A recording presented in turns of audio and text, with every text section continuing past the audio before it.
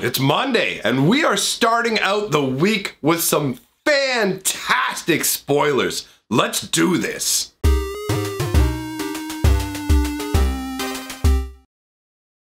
Greetings, owners of fine luxury cardboard rectangles. It's my favorite part of the day. It is time to talk about Throne of Eldraine spoilers. This, or as I'm now calling them, spoilers. Oh, see what I did there? Because I feel like I do my spoiler videos a little bit different than majority of people. You have like people who want to break down mechanically what's going on with the card, talk about the meta, the decks you can build with it. When I want to take a look at the card overall, the flavor, the lore, all of it, how it all comes together. So that's what we're going to do here, my friends. And I've taken to the habit of letting you guys know at the beginning of the video, if you don't want to miss any of these spoiler videos, anything like that, or any of the live streams that I do each day, get in my Discord and hit the subscribe button also to make sure you have the best chance of catching everything that I do. That being said, let us start out with a card talking about a wolf. We have Blow Your House Down. 1 red, 2 colorless sorcery.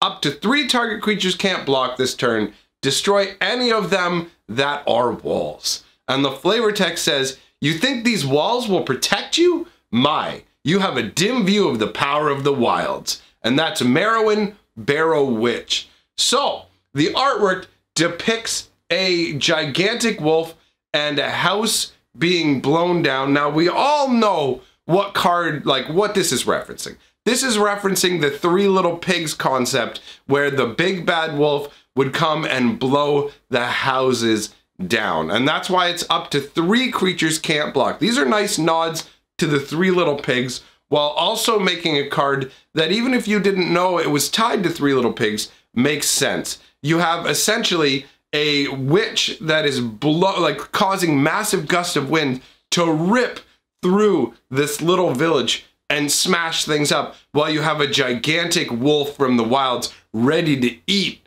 anybody who actually manages to survive the hurricane of destruction. Now, obviously, the way this card works, it doesn't actually damage any of the creatures, but you could easily see somebody getting injured from this happening. I mean, there would be all kinds of debris flying around. Maybe that's the concept of why creatures can't block. Like, part of the concept would be, oh, they can't block because their homes have been destroyed, so they can't be like defensively hunkered down in their homes. You could also look at it as the creatures can't block because they're doing everything they can just to fight the winds that are blowing through, and so they have to like cling to trees or whatever just for survival, so they wouldn't have the capability to block. Overall, I like it. I think it's a fun nod to the 3 Little Pigs myth that also I mean, on its own, the card has some mean flavor. It's very dark. Like, imagine this is the middle of the night and a witch is just set. Either it's the middle of the night or magic's been used to make it look like it's the middle of the night, and your village is just getting torn apart. Your house is getting all ripped up. I mean, it looks like it's a village because there's multiple buildings, but I like the additional touch of destroy any of the creatures that happen to be walls, like he's blowing walls down, like the walls are getting smashed. I enjoy that. That's some good flavor. After that, we've got Burning Yard Trainer. 1 red, 4 colors for a 3/3 Humanite with Trample and Haste. When Burning Yard Trainer enters the battlefield, another target knight you control gets +2/+2 and gains Trample and Haste until end of turn. And it said, the flavor text says, for every scar I've received, I've given 10 back. This is pretty insane. This guy literally has a flaming morning star. You can see the flames licking up off the top of it along with black smoke. That does make it seem like this is most likely not a magical mace and is more likely just a morning star, a ball and chain, whatever you want to call it, that has been dipped and soaked in pitch, which is what they use to light up the end of torches. So imagine the oil that they would normally dip rags in to make torches with, and imagine this weapon just coated in that. Imagine being trained by this guy. Of course you're gonna have haste. He's gonna teach you to move quick or you're gonna get smashed. Like, this is one of the people training, and I assume he's training in Embereth, right? I mean, this has a definite embereth feel to it. Overall, the card is okay. You know what I mean? It fits into like a night deck or whatever. The flavor is pretty epic though. The flavor of him just swinging, woo, woo, woo. He's got his Morningstar ball and chain swinging around up above his head while he is just yelling out a war cry. His horse is reared back. So he's basically like swinging it above his head in an impressive display as he's about to bear down on you with the horse and swing that thing down at you. That's scary.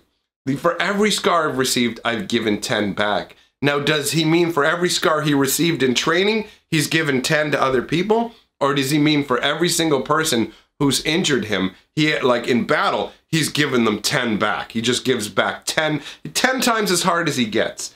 Cool flavor on that, even if it's not that powerful a card. Funnily enough, these are randomized. I grabbed all the spoils and randomized them, but we're doing 3 red cards in a row. The third one is Ember Cleave. This is a legendary sword. 2 red, 4 colorless, steep casting cost. It's got flash. The spell costs 1 less for each attacking creature you control, so it feeds on aggressive energy. When Ember Cleave enters the battlefield, attach it to target creature you control. Equipped creature gets +1/+1 and has double strike and trample, and it has a normal equip cost of 3.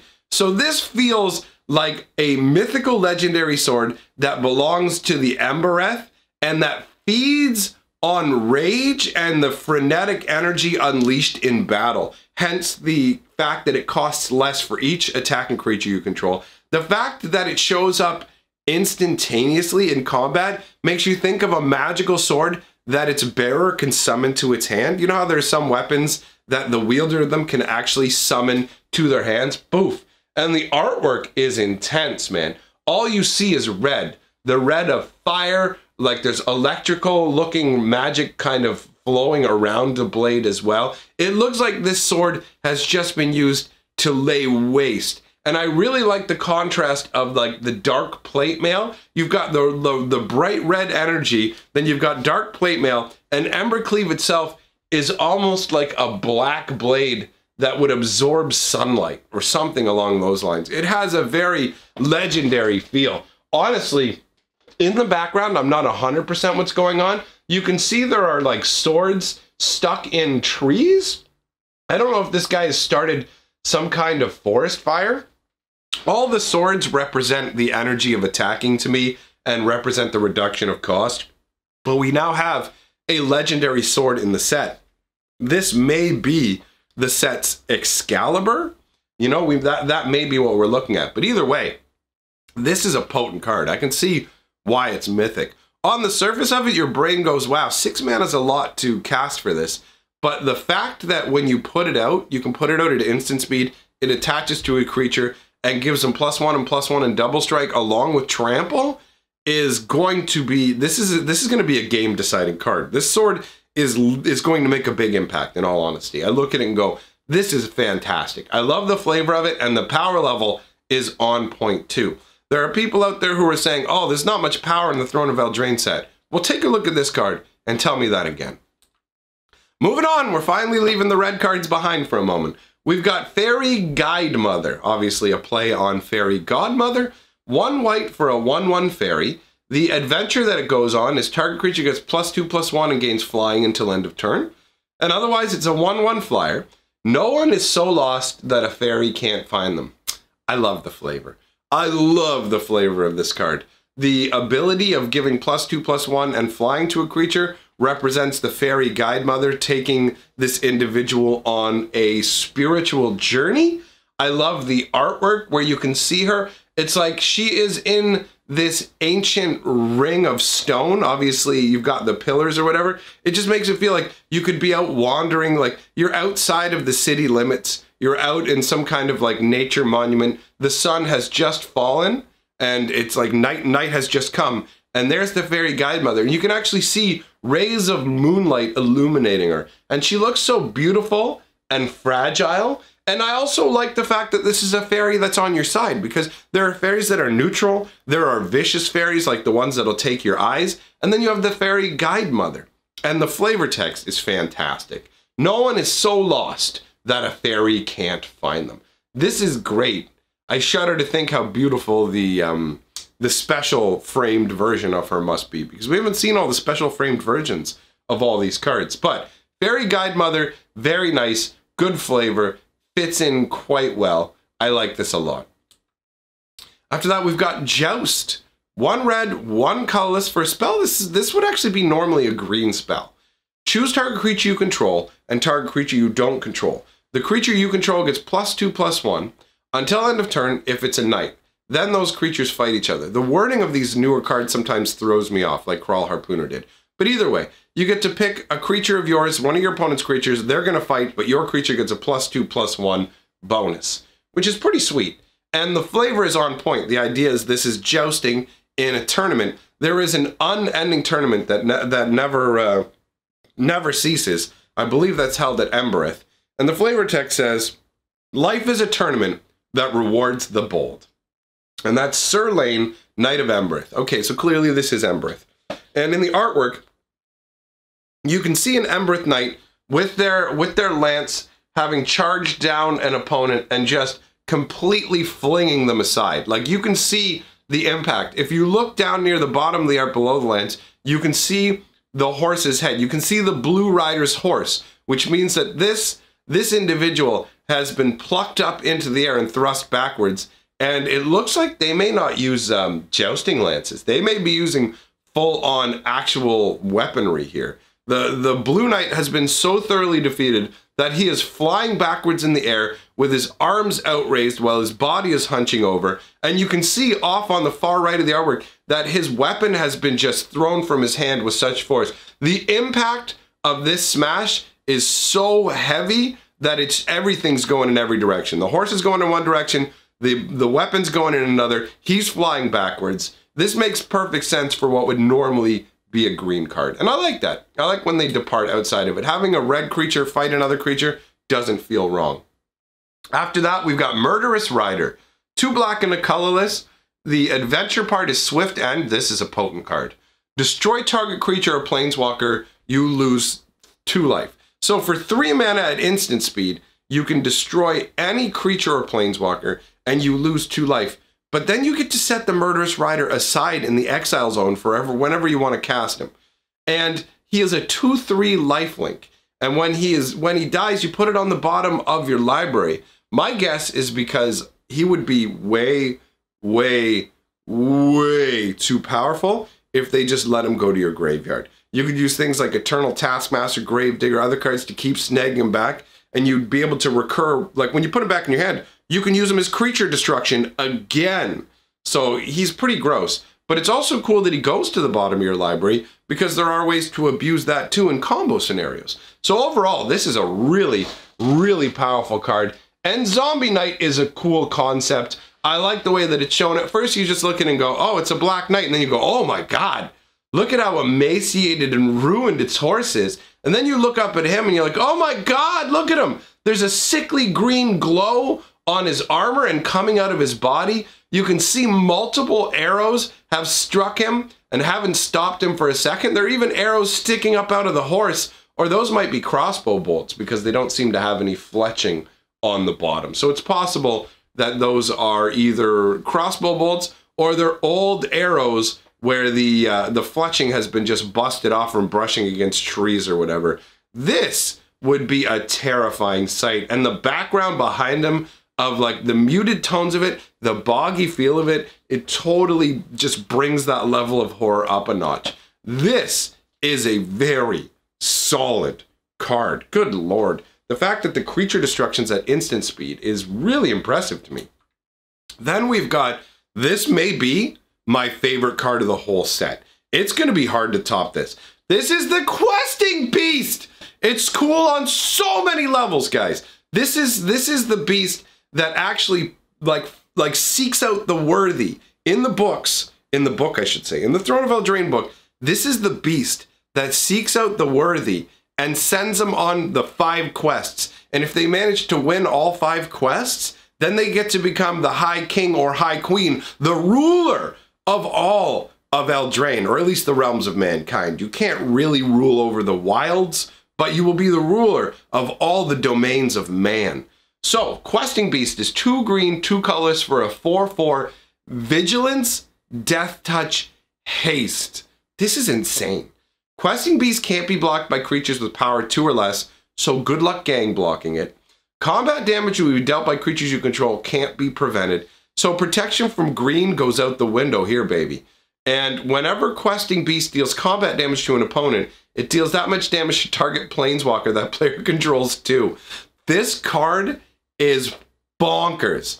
Just bonkers. The Questing Beast is a 3-headed mythological creature that seeks out and finds the worthy and gives them magical blades imbued with something that I can't tell you yet because we haven't done our spoiler stories yet. Me and Aetherhub are doing a collaboration series. And until that's done, I'm refraining from spoiling stuff from the book. So, we're going to have to wait to talk about what the Questing Beast imbues blades with. But oh my god, it matters so much. It's so cool. I love him. I love the Questing Beast so much. He looks so dope with those 3 heads and the crazy green tail. He looks like an amalgamation of a bunch of different creatures and has like an owl bearish aspect to him. And what's up with the ground around him and the background? It looks all crazy.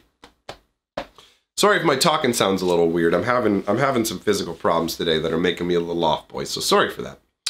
Boys and gals, I know there are a few ladies who like to come by and check out my stuff too, and you are most welcome here too. All right, so the Questing Beast, I love that it's got 3 heads and it's got 3 abilities. I love that it's so imposing that tiny creatures can't even get in its way. It has such a fantasy feel to it. Moving on, we've got another very fanciful card. Turn into a pumpkin. 1 blue, 3 colorless, instant. Return target non-land permanent to its owner's hand and draw a card. It's got Adamant. If at least 3 blue mana was spent to cast this spell, create a food token as well. And you can see multiple knights being turned into pumpkins. Although it's funny that it's called Turn into a Pumpkin, and the artwork depicts you're being turned into a number of pumpkins. Now this obviously would be some kind of witch's curse. And you can see the knight in the forefront has already been turned into a bunch of pumpkins. It's a pumpkin patch with all of his armor all over the place. The helmet strewn to one side. You've got the breast piece there in the middle, along with one of his gauntlets off to the side. And presumably some of his armor is just buried under the pumpkins. You can see a knight in the background there who is turning into a pumpkin. Under his helmet, he has half pumpkin, half face. You can see that his legs have already been pumpkitized, and he's just like bent over. Like, I imagine this would be a very painful experience. So he's bent over, racked with pain as his body is turning into pumpkins. And then you have the third knight in the back who, depending on how things are going, he could either have stopped in shock over what's happening to his friends, or he too could be being turned into a pumpkin, but he's at the earliest stages where basically the guy in the front has been fully pumpkitized, the guy in the middle has been somewhat pumpkitized, and the guy in the back has just been brushed with the hint of pumpkinitis. So it's that, or he's just stopped and gone, oh, okay, I'm not going any further. We're in some kind of witch's den or something, and these guys are getting turned into pumpkins. I have to go for help. It's either or, and you've got that tree in the background that has no leaves on it that looks like kind of stunty and growing outwards instead of upwards, and you've got all the mist that makes it feel like most likely they've stumbled into the den of a hag. Moving on, we got more green goodness, boys. Wicked Wolf. 2 green, 2 colorless for a 3/3. When it enters the battlefield, it fights up to 1 target creature you don't control. So, I mean, this is solid. You can use this to wipe out one of your opponent's creatures. I like these come into play fight cards. It's a great way for green to put out their beasties and also get rid of blockers in the way. I really like that they've leaned into giving green a lot of fight mechanics, because it's what green needs. Green's the creature of colors. It's supposed to be the best creature color. So it goes, you know what? I'm gonna wreck your creatures, son. I'm gonna wreck them good. And then you've got Sacrifice of Food, put a +1/+1 counter on Wicked Wolf. It gains Indestructible until end of turn. And you can do that in response to the fight trigger so that it'll be bigger and guaranteed to not lose the fight in terms of it won't get destroyed because of indestructibility. So that's nice. And you can actually combine it with the turn into pumpkin card, and you can go, I turned these guys into pumpkins, and then you can turn around and feed part of one of those guys to one of your wolves. Oh, that's amazing. That's amazing. And I mean, this wicked wolf looks brutal, dude. He looks like a wolf, like a dark black wolf, but he's got like a mane of quills, like a porcupine would. Presumably the fight is either that he's so vicious that he just charges up and dives into battle, or that he can blast those spikes out. Just go, gah! But I mean, considering that it's fighting and he's gonna take damage back, it's a situation where he's most likely charging into battle. Maybe when you feed him food, then those bristles just kind of stiffen and get even stronger, and that's why he becomes indestructible. But this is a vicious looking wolf. This is not something you would want to pet. But he's shown in what looks like a pretty chill forest. Like, it's actually a nice contrast. The forest looks kind of relaxing, but he looks vicious and terrifying with tiny little white pinpricks for eyes, which actually give him like a half demonic feel, right? And I mean, the wicked wolf concept also makes sense from the perspective of like wolves feature in some fairy tales too. So that works there. After that, we've got Wish Claw Talisman. 1 black, 1 colorless, enters the battle with 3 wish counters on it. Pay 1 and tap it, remove a wish counter from the talisman, search your library for a card, put it into your hand, and then shuffle your library. An opponent gains control of Wish Claw Talisman. Activate this ability only during your turn. Now, this is a play on the whole monkey paw that grants 3 wishes concept. So you would have this like shriveled little claw, like you can see it. You can see this is something that a witch would bear. And you can see that it's the cut off claw of some sort of beast. And what would happen is, as each wish is granted, you would have one of the fingers like curl up. They stick out until the wish is granted, and then they curl up. And I imagine a bunch of this black miasma comes off it as your wish is granted, and exactly what you want comes into being. That's pretty amazing. And in all honesty, it feels like you could abuse this card with like the manifold key, where you could basically pay 1 and tap it, put its ability on the stack, then untap it and use it again. If you had 2 manifold keys, you could actually get all 3 wishes yourself and not even have to share it with your opponent. Or you could simply tap it, sacrifice it in response, and not have to worry about giving it to your opponent. There is that as well. The flavor on this is fantastic. You've got a hand kind of half gingerly holding it, while I think it's attached to some kind of bracelet or like leather strap, unless that leather strap is just there attached to the wrist of the witch that's holding this. But it's shown in front of like kind of a murky lands and whatever. It's got the right feel to it for that whole wish granting monkey paw thing, where it's like, this thing's gonna grant your wishes, but it's gonna have unintended consequences and bad things will happen. That's how the monkey paw wish thing plays out, where it's like, you make a wish, but then stuff you didn't want to have happen happens as an unintended side effect. And that is somewhat reflected in the, when you make a wish, you get exactly what you want, but your opponent is also going to get exactly what they want, unless you can find some magics to circumvent it. So overall, some nice flavor and a powerful card as well. This is a good card to end the spoilers off on. This set is shaping up to be absolutely amazing, my friends. Absolutely fantastic. I really, really like it. And we're gonna have more spoiler videos coming for X number of days. I'm gonna be recording some of these every day so that we can just keep going through. So I'm not going to be one of the people who cranks through as many spoilers as possible in one day. I'm going to do batches of them so that we can enjoy this flavor up until Throne of Eldraine releases, or until I run out of spoilers doing it this way. I may tweak the amount that I'm doing later on in spoiler season, depending on how things go, if some of the cards get more boring. But honestly, I feel like doing it the way I'm doing it gives me the time to take my time with each card, enjoy it, explore the cards, and have spoilers instead of spoilers. You know what I'm saying? So that's how we'll do it going forwards. I want to thank all my patrons and channel members. I genuinely appreciate your support. Welcoming aboard new members, Trees B!